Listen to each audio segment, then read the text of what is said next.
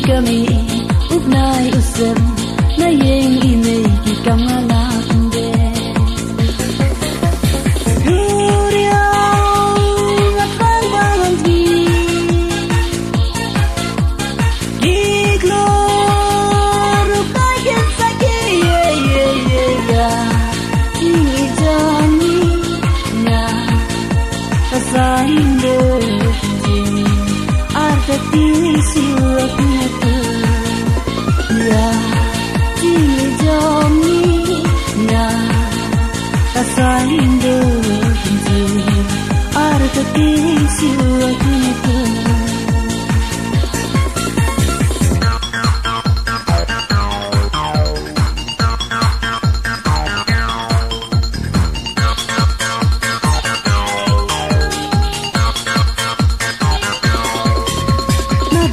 Jadong jala jalun jali jaum nasina turun biru hanga lajing in pirai dubakul kisni nganjanya tanaki Guriyaw at bang di Giglo rupayan sa kaya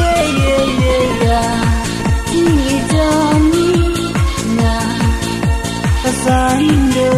pinjim artati siwak nete ya